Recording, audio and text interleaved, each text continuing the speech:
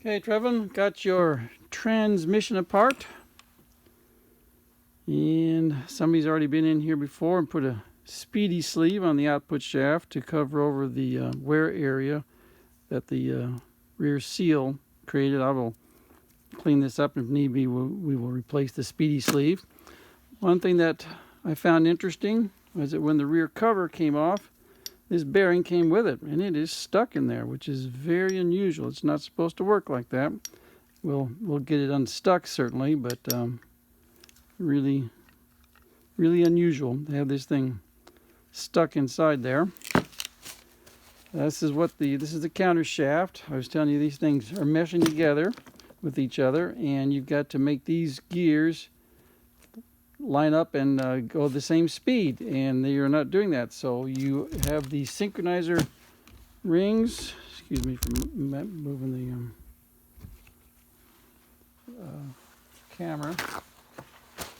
It's hard to film and be at the same place at the same time. So, all right. So the synchronizer rings are tapered, have grooves inside them, and then they grab onto these cones on the gears and make things give drag and make the gears mesh up in terms of the same rotational speed, and that's what their job is. And these wear out. Let's see, the counter shaft looks like it's in good condition. I was checking to see if it needed a new key on it, but these are nice and tight. It's a good thing you did go into this transmission. This bearing, this is on the counter shaft bearing. This is a bearing on the counter shaft, and this thing is shot. Let's see if you can hear it or not.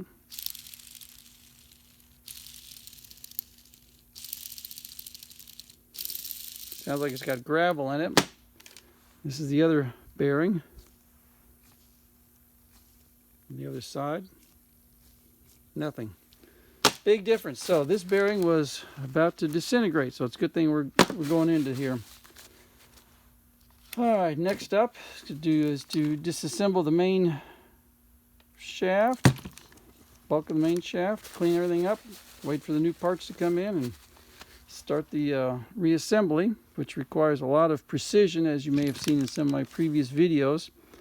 All of these bearings are shimmed. For instance, here's one of the shims that came off. There's the front cover that you already took off. Here's one of the shims that came off of the front. Actually, a couple of them.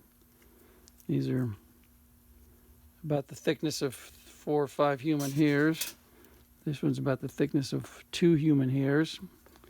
The precision with which these transmissions are assembled is just amazing. There's clearances where the clearance is between 0 clearance and 0.02 of an inch, which is the thickness of a human hair. Between 0 and the thickness of a human hair is the clearance that you've got to hit, and use a variety of shims to get to that point. So very good and fun, but exacting stuff. So I'll keep you posted as more happens.